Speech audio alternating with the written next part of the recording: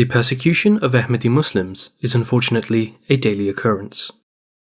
Religious persecution of members of the Ahmadiyya Muslim community is a global issue, particularly in Pakistan, where they face state-sponsored persecution. Members face open discrimination, harassment, and persecution for their faith on a regular basis. In Pakistan, 4 Ahmadi Muslims have been murdered in the past 4 months alone on grounds of faith. The persecution of Ahmadi Muslims was recently debated at the Houses of Parliament in Westminster, London. On Tuesday, the 23rd of November, a special adjournment debate was held in the main chamber of the House of Commons to highlight the persecution Ahmadi Muslims faced throughout the world.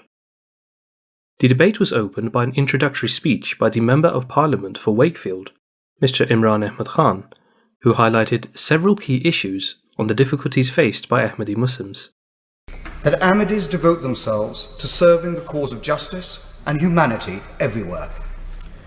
Sadly, however, the Ahmadiyya Muslim community is an object of hate and suffers vicious persecution around the world.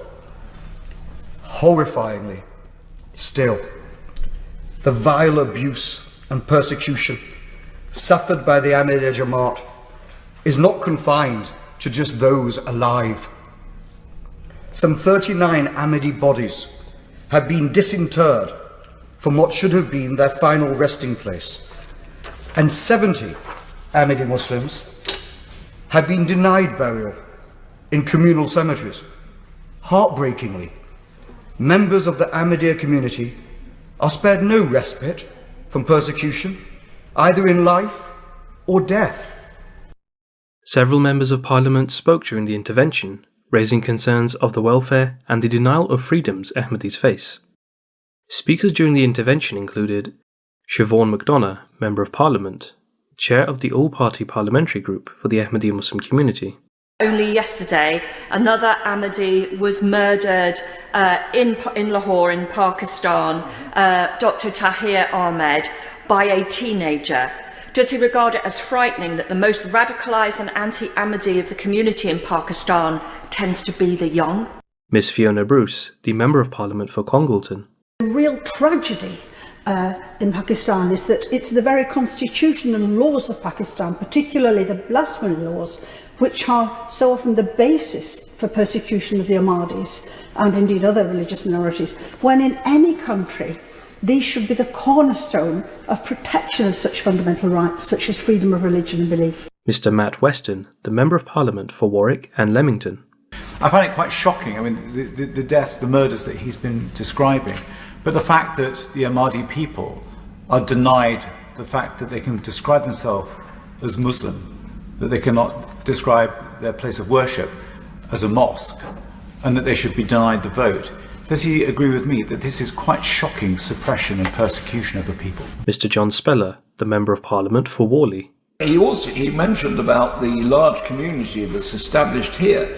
Can he also mention the huge contribution they make in the United Kingdom, particularly in charitable work and also in community work, playing a very valuable and active role, quite apart from their peaceful message, but really working hard in the community. Mr. Elliot Colburn, the Member of Parliament for Carshalton and Wallington. The UK has indeed been a welcoming home for the Ahmadiyya community. Indeed, many have settled in my own Carshalton and Wallington constituency due to its proximity to the Battle Footer Mosque in my honourable friend, the member of the Mitcham and Mordens constituency. Would you agree with me that the UK needs to continue playing a leading role in providing refuge and a safe haven for Ahmadis fleeing persecution across the world? As part of the UK government's response, the Government Minister, Mr. Nigel Adams, Member of Parliament, highlighted some of the high-level actions being taken by the UK government to help support the freedoms of Ahmadi Muslims, both in the UK and abroad, such as the use of the UK human rights sanction regime to target individuals and organisations involved in violations of freedom of religion internationally.